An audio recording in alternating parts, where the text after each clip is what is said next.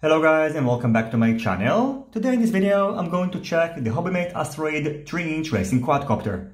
The Asteroid is available either as a bite and fly racer, which comes already pre-assembled and bundled with an FrSky compatible HOBBYMATE D16 receiver, and you can also get a kit version which you will have to assemble yourself and doesn't come with a ready receiver.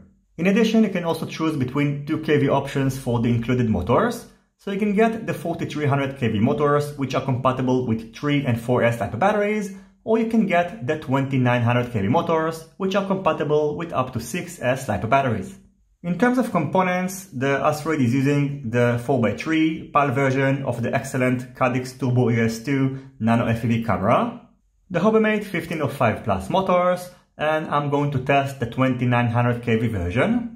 On the center, you can find the iFlight SucceX mini stack, which is based on a 35 ampere BLA32 4-in-1 ESC, an F4 flight controller, and on top you can find a 48 channels VTX that supports SmartAudio and has a selectable output strength of 25, 100 and 200 mV.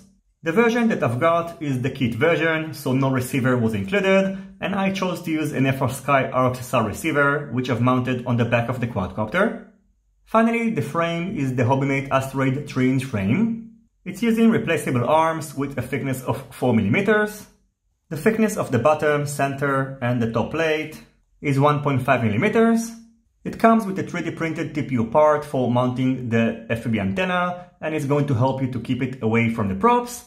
And finally, it also has a very low price tag of $17, which is pretty cheap. So I think that it's going to be advisable to get an extra frame, so in case one parts break, you'll be simply able to replace it.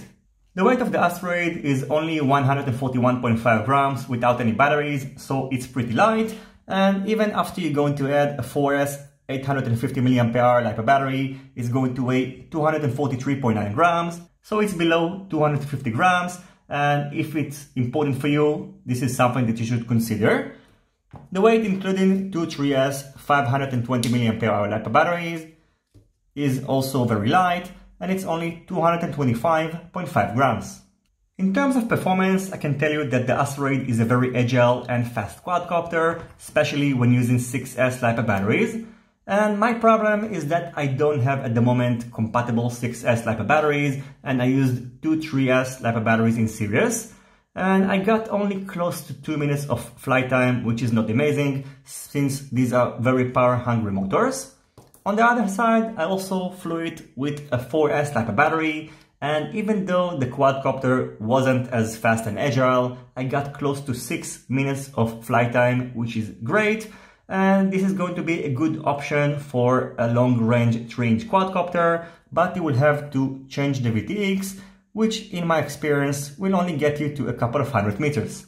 In terms of value for money, the bite and fly version of the Asteroid cost $170, so it's about $30 less than the HRC Aero 3, and the major differences between the quadcopters is that the Aero 3 is using more expensive parts, and its VTX and antenna are better than the one that the Asteroid is using. In addition, the Aero 3 weighs about 35 grams more than the Asteroid, which is something that you should consider if your country requires you to register your drone if it weighs more than 250 grams. In terms of performance, I can tell you that both quadcopters are about equally powerful, and since the HOBBYMATE motors are more power hungry than the HRC 1408 motors, and the Aero 3 is heavier than the Asteroid, I can estimate that the flight times are similar as well.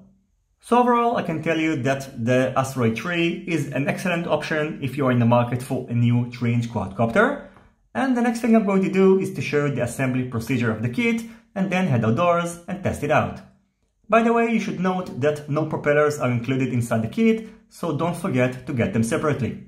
I hope you will enjoy the rest of this video. As always, if you have any questions, feel free to ask them in the comment section down below. Don't forget to leave a thumbs up if you like this video, and consider subscribing to my channel and hitting the notification bell if you're not already subscribed. See you in my next videos, and goodbye.